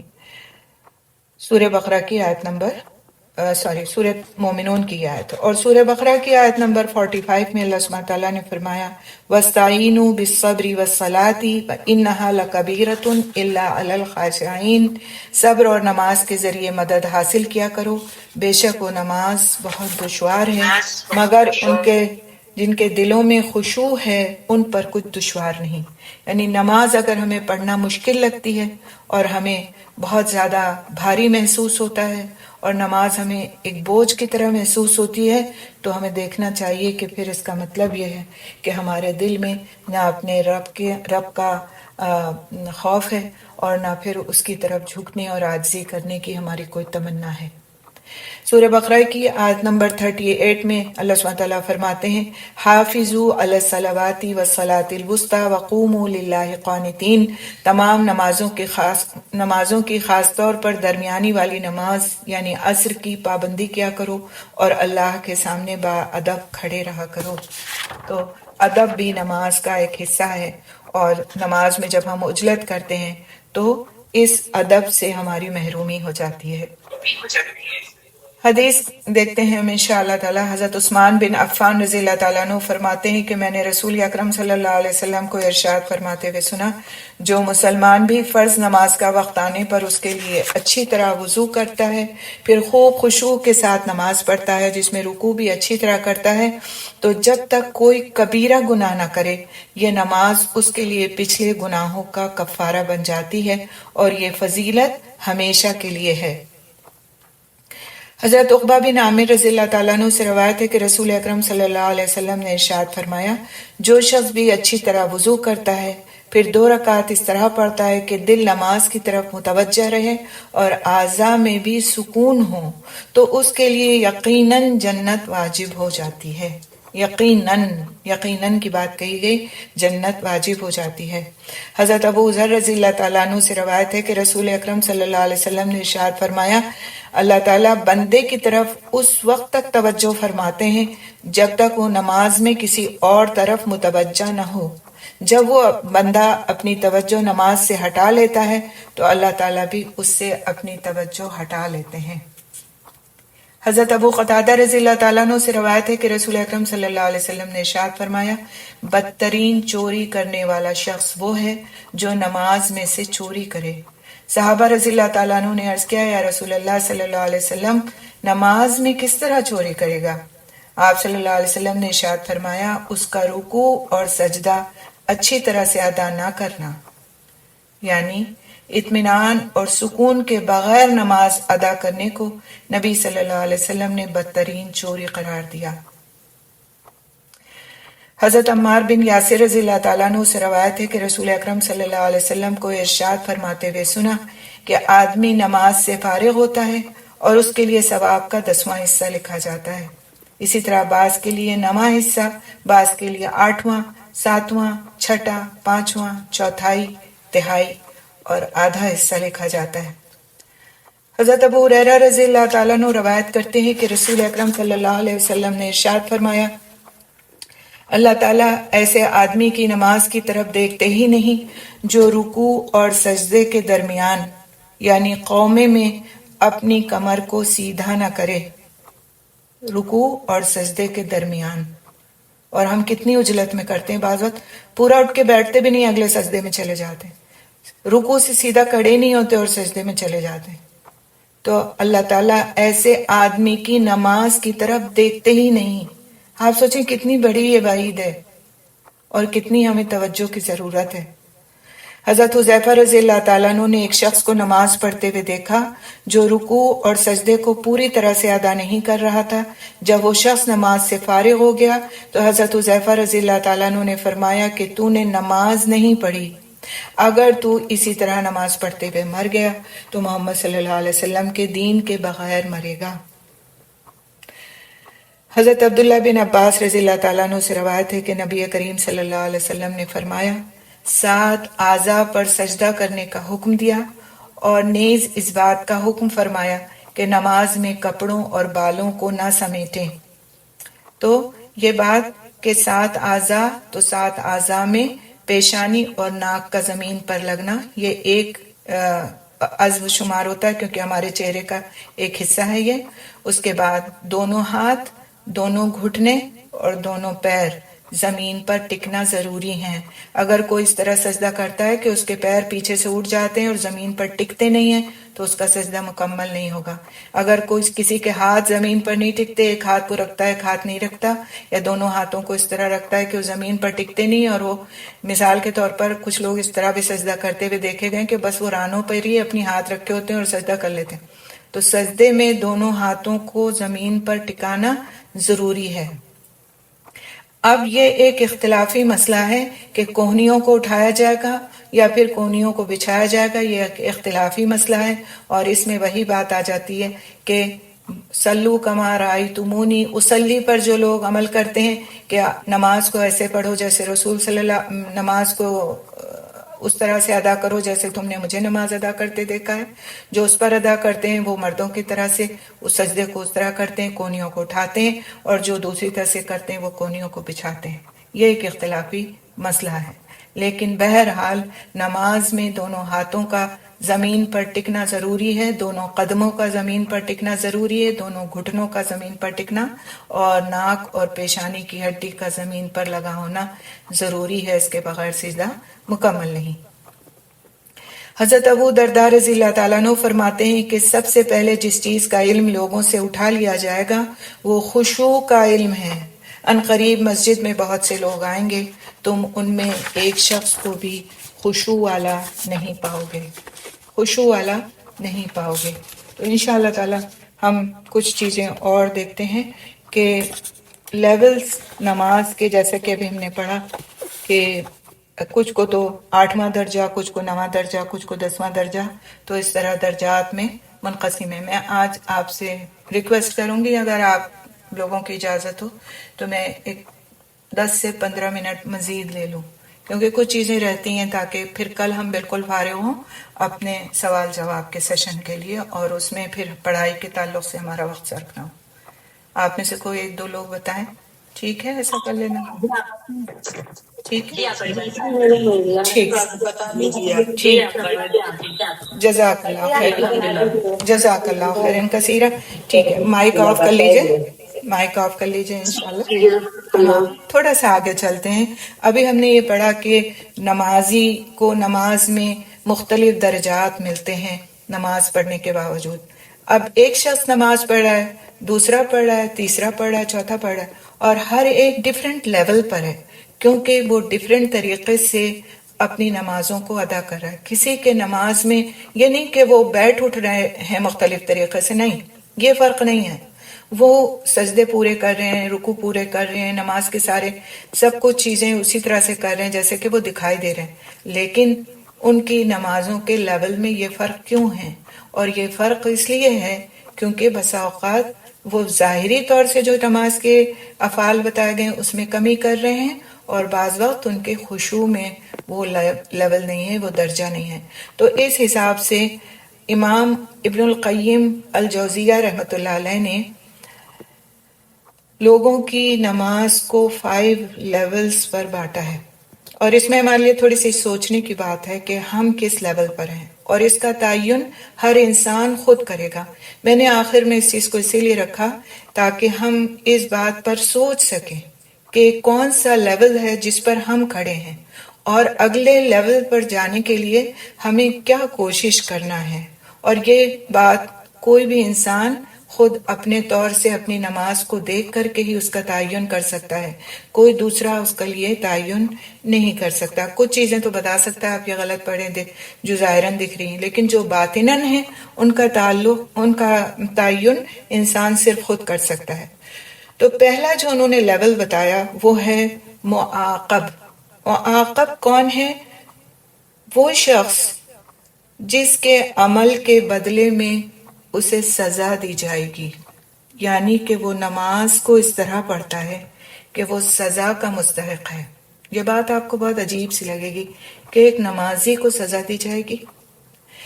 یہ مرتبہ ہے اپنی جان پر ظلم کرنے والے کا، جو حد سے گزر جاتا ہے، جو بہت زیادہ کمی کرتا ہے اپنے وضو میں اور اس کی نماز کے اوقات میں اور اس کے حدود اور اس کے ارکان میں۔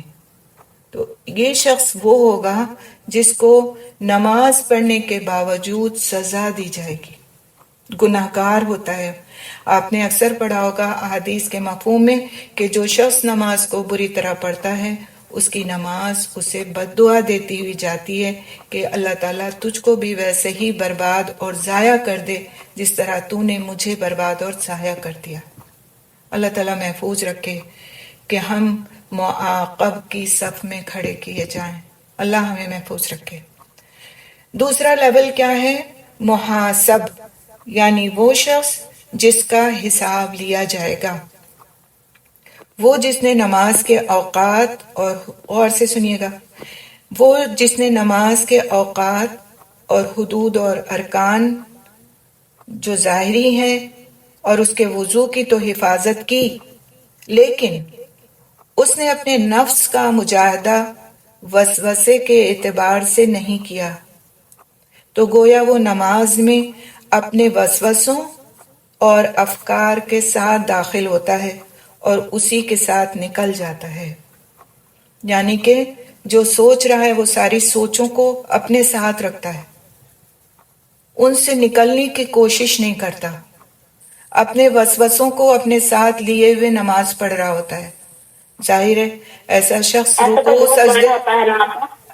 شخص رکوع اور سجدے تو کرے گا، قیام بھی کرے گا، اس نے وضو بھی کیا ہوگا، سب کچھ کیا ہوگا، لیکن اس کا دل کہیں اور ہوگا اور وہ خود کہیں اور ہوگا، اور پھر ایسے ہی حالات میں انسان بھولتا ہے، شک میں پڑتا ہے اور مختلف مسائل اس کے ساتھ آتے ہیں پیش۔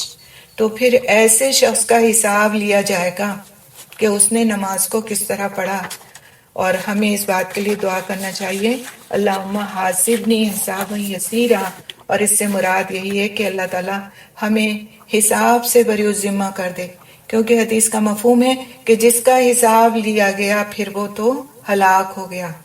یعنی کہ جب حساب لیا جائے گا تو حساب کتاب کا پورا نکل آنا بہت مشکل ہے، بہت مشکل۔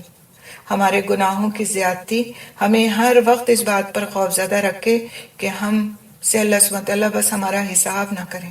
آپ دیکھیں کہ حساب دینا اس دنیا میں بھی کتنا مشکل ہوتا ہے نا۔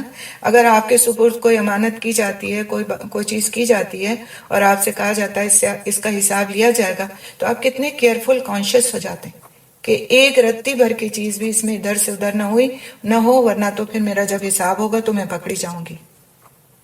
تو حساب کا لیا جانا بہت ہی مشکل بات ہے، اور اس سے اپنی حفاظت کا ایک ہی طریقہ ہے، وہ یہ کہ ہم اپنی فکروں سے اپنے آپ کو نجات دے کر کے تب اپنے آپ کو نماز کے لیے کھڑا کریں، تاکہ وسوسے اور فکریں ہمیں اس طور پر نہ گھیر لیں کہ ہماری نماز ہمیں پتہ ہی نہ چلے کہ ہم نے پڑھا کیا ہے، کیا ہے۔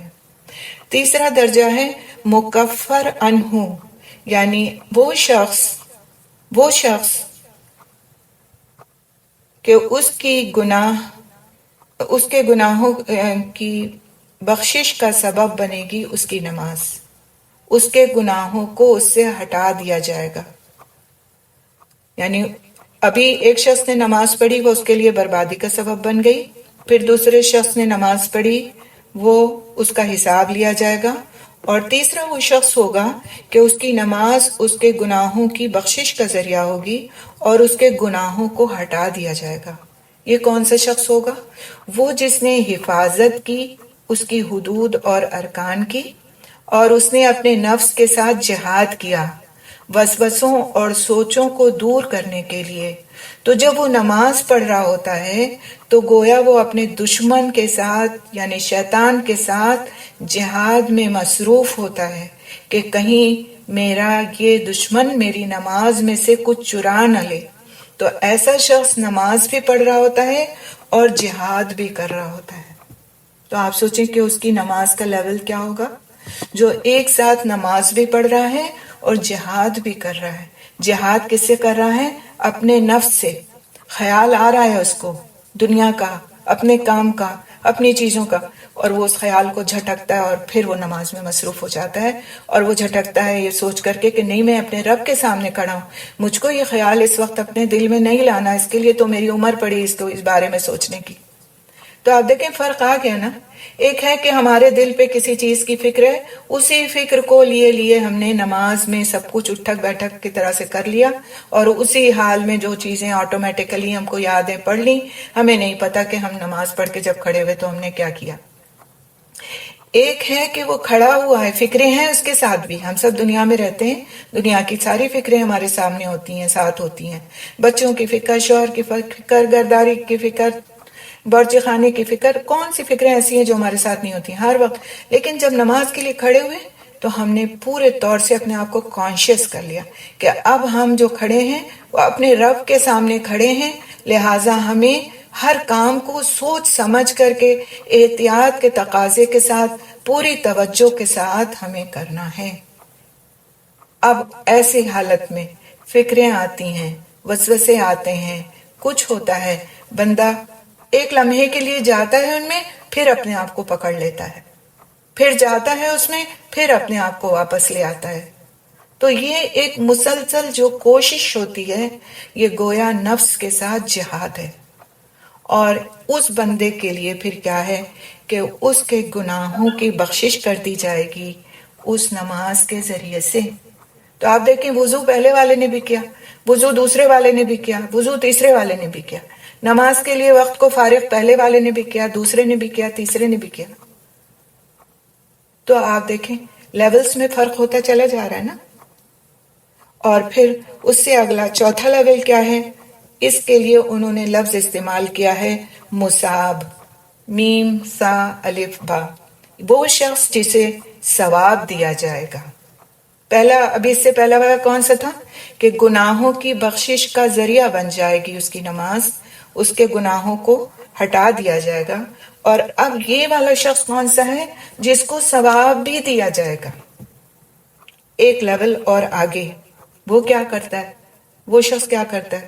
وہ جب نماز کے لیے کھڑا ہوتا ہے، مکمل کرتا ہے اس کو، اس کے حقوق اور اس کے ارکان کو، اس کی حدود کو قائم کرتا ہے، اور اپنے دل کو اس خیال میں ڈبو دیتا ہے کہ اس سے کچھ بھی رہ نہ جائے، بلکہ اس کی پوری توجہ اس بات پر ہو کہ ہر کام نماز کا کمال درجے پر ہو. سجدہ ہے تو کمال درجے کا، رکوع ہے تو کمال درجے کا، جو ذکر نماز میں کرنے کے لیے کہا گیا ہے، جو دعائیں کرنے کے لیے کہی گئی ہیں، وہ کمال درجے پہ. ایک ہے بندہ وہ ایک بار سبحان ربی العظیم یا سبحان ربی الاعلیٰ کہہ کے فارغ ہو گیا، ایک ہے اس نے 3 بار کہہ لیا، ایک ہے کہ اس نے 10 بار کہا، ایک ہے کہ اس نے سجدے کی دعا بھی پڑھی، رکوع کی دعا بھی پڑھی، اس نے اپنے آپ کو بالکل سیدھا ساکت کھڑا کیا، اس نے کوئی ہل جل نہیں کی نماز میں، اس کا لباس بھی ساتر، اس کی جگہ بھی پاک اور طہارت والی، اور اس کے اندر یہ خیال جمع ہوا کہ میں اپنے رب کے سامنے کھڑا ہوں، میں اپنے رب کے سامنے ہوں، مجھے ہر اس چیز کا اہتمام کرنا ہے جو مجھ سے میرے رب نے کہا ہے. تو پھر ایسے شخص کو اس کی نماز کا ثواب بھی ملے گا، یعنی کہ جو اس کے ثواب کی لسٹ ہے وہ بڑھ جائے گی، جو اس کے درجات ہیں اس میں اضافہ ہو جائے گا. ایک سجدہ کرنے سے انسان کا ایک لیول بڑھا دیا جاتا ہے، ایک لیول بڑھا دیا جاتا ہے، لیکن وہ سجدہ واقعی سجدہ ہو، وہ سجدہ ایسا نہ ہو کہ کھیل تماشا ہو. پھر اس سے اگلا لیول، 5واں لیول کیا ہے، اس کو دیکھنے کی ضرورت ہے. اور اس لیول پر جانے والے کے لیے انہوں نے نام دیا ہے مقرب من ربہ، یعنی اپنے رب سے تقرب رکھنے والا شخص. اور یہ کیسی نماز پڑھتا ہے؟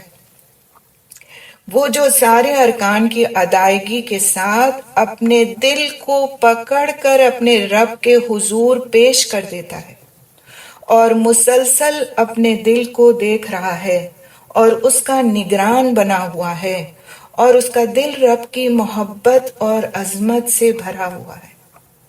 یعنی کہ نماز اس کے لیے ایسی ہے کہ جس سے اس کے دل میں اپنے رب کی عظمت پیدا ہو گئی ہے، اپنے رب سے محبت پیدا ہو گئی ہے، اور وہ گویا دیکھ رہا ہے اور اس کا مشاہدہ کر رہا ہے، اور وسوسوں اور خطرات سے بلند ہو کر اس مقام پر پہنچ گیا ہے جہاں اس کے اور اس کے رب کے درمیان کوئی حجاب نہیں۔ گویا کہ وہ اپنے رب کو اپنے سامنے دیکھ رہا ہے، گویا کہ وہ یہ دیکھ رہا ہے کہ اس کا رب اس کو دیکھ رہا ہے، اس کی ایک کیفیت ہے اس کے اوپر، وہ ڈوبا ہوا ہے، اور وہ صرف اس لیے نماز نہیں پڑھ رہا کہ اس پر فرض کی گئی ہے، بلکہ وہ اس لیے نماز پڑھ رہا ہے کہ وہ اپنے رب کے قریب ہو جائے، اپنے رب کی عظمت کو پہچان لے، اپنے رب کی سے محبت اس کے دل کے اندر پیدا ہو جائے، اور وہ اس کوشش میں گویا اپنے دل کا نذرانہ اپنے رب کے حضور پیش کر دیتا ہے، اور ہر وقت اس کا جو دھیان ہے نماز میں وہ اپنے دل پر ہوتا ہے کہ آیا میرا دل کہیں اور تو نہیں لگا ہوا، آیا میرا دل کسی اور سوچ میں تو مبتلا نہیں، کہیں ایسا تو نہیں کہ میرے دل میں میرے رب کی عظمت میں کوئی کمی واقع ہو رہی ہے۔ اور ان سوچوں اور ان باتوں کے ساتھ وہ اپنی نماز کو پورا کرتا ہے تو ایسا شخص مقرب من رب ہی ہوتا ہے، یعنی اپنے رب سے قرب حاصل کرنے والا، قریب ہونے والا۔ سبحان اللہ، اللہ تعالیٰ سے بہت دعا ہے کہ اللہ تعالیٰ ہم کو ایسی نمازیں پڑھنے والا بنا دے، ایسی نمازوں کی ہمیں توفیق نصیب فرما دے۔ کوشش کر کے دیکھیں، انسان پر مختلف کیفیات آتی ہیں، مختلف حالات ہوتے ہیں، ہر وقت کی نماز ایک جیسی نہیں ہوتی، کسی وقت کی نماز میں ہمیں بہت خشوع و خضوع حاصل ہوتا ہے، کسی وقت کی نماز ہماری اس درجے کی نہیں ہوتی، تو یہ ہم انسان ہیں، اور اللہ سبحانہ تعالیٰ کو ہماری مجبوریاں بھی پتہ ہیں، کمیاں بھی پتہ ہیں، ہر طرح کے حالات بھی پتہ ہیں، لیکن ہماری کوشش ہونا چاہیے کہ اپنے رب کے لیے ہم زیادہ سے زیادہ اہتمام کرنے والے ہوں۔ اپنے دن کی نمازوں میں سے ہم کوئی نماز تو ایسی پڑھیں، کوئی نماز، جب ہم کسی ایک نماز سے شروعات کریں گے تو انشاءاللہ ہوتے کرتے ہماری اور نمازیں بھی اصلاح کی طرف جاتی جائیں گی۔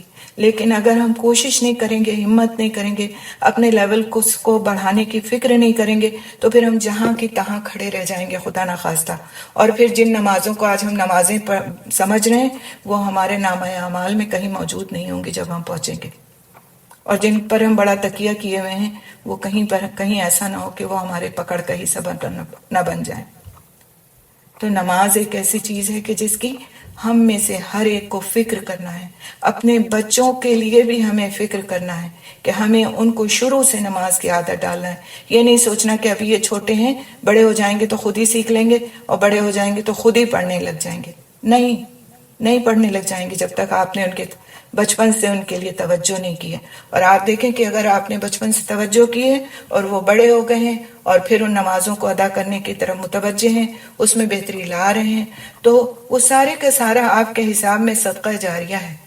جتنوں کسی کو آپ نے نماز سکھائی ہے اچھی طرح سے پڑھنا ہے اور اس کی عظمت ان کے دلوں میں پیدا کی ہے، تو آپ یقین مانیے کہ وہ آپ کے لیے ایسا صدقہ جاریہ ہے جو پھر وہ سکھاتے جائیں گے آگے اور آگے اور آگے، اور وہ آپ کے لیے مزید اور مزید کا باعث بنتے جائیں گے۔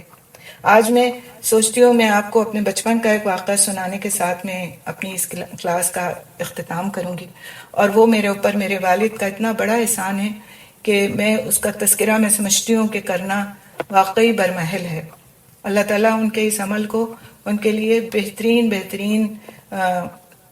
جنت کے درجات کا باعث بنائے۔ میرے دل سے دعائیں نکلتی ہیں، اس وقت تو مجھے قدر نہیں تھی اس چیز کی، میں اتنی چھوٹی تھی، لیکن یہ کہ بعد میں آج ان چیزوں کی قدر آتی ہے کہ آخر وہ کیا تھا، وہ عمل ان کا۔ ڈاکٹر تھے میرے والد، اور بچپن میں میرے ساتھ یہ تھا کہ کچھ مجھے ہیلتھ ایشوز تھے ایسے کہ جس کی وجہ سے میں اکثر بیمار پڑ جاتی تھی، بخار خاص طور سے، کئی بار ٹائیفائڈ ہوا، اور بخار میں آپ کو پتہ ہے کہ بچے کتنے چڑچڑے بھی ہو جاتے ہیں اور کتنے ان کی باتیں ایسی ہو جاتی ہیں کہ جو تکلیف دیتی ہیں والدین کے لیے، بڑے آزمائش کا باعث بن جاتی۔ مشکل سے میرا خیال ہے میری عمر 5 سال یا 6 سال رہی ہوگی، اور مجھے اچھی طرح سے واقعہ یاد ہے کہ جب وہ اپنے کلینک سے تشریف لائے، واپس آئے، میرا خیال سے رات کا کوئی 9 یا 10 بجا ہوگا، اکثر ان کو دیر ہو جاتی تھی، اور میں اس وقت میں نے کچھ نہیں کھایا پیا تھا. ہومیوپیتھک کے علاج میں آپ کو اندازہ ہوگا کہ پرہیز بھی بہت زیادہ ہوتا ہے, اور پھر ٹائیفائڈ وغیرہ میں ویسے بھی کچھ کھانے پینے کو نہیں ملتا سوائے دودھ چائے لیکوڈس کے. تو اس وقت وہ جب تشریف لائے اور میری والدہ مجھ سے تھک چکی تھیں کہتے کہتے کہ کچھ کھا لو پی لو, اور میں اپنی ضد پہ مصر تھی کہ مجھے کچھ نہیں کھانا. تو جب وہ آئے, اور پہلی بچی تھی میں اپنے گھر کی, لہٰذا ظاہر والدین بھی تجربہ کار نہیں تھے اور ہر چیز میں ان کو بھی سمجھنا سوچنا پڑتا تھا. تو جب وہ تشریف لائے تو میری والدہ نے ان سے کہا کہ اس نے کچھ نہیں کھایا, اتنے گھنٹے ہو چکے ہیں. وہ بیٹھ گیا میرے بستر پر. میں آپ کو تفصیل سے اس لیے بتا رہی ہوں کیونکہ یہ ایک ایسا واقعہ ہے کہ اس میں سبق ہے. میرے بستر پر بیٹھ گئے. آج تک جیسے کہ میری نظروں کے سامنے وہ سین ہے, جبکہ میں اس وقت شاید مشکل سے 6 سال کی ہوں گی. بیٹھ گئے, انہوں نے مجھے اپنی گود میں بٹھایا, اور آج تک مجھے یاد ہے کہ میرا سر ان کے سینے سے لگا ہوا تھا اور میں ان کی گود میں بیٹھی ہوئی تھی. اور انہوں نے میری والدہ سے یہ پوچھا کہ عزیز یہ بتاؤ کہ اس نے نماز پڑھ لی ہے, اس نے نماز پڑھ لی ہے.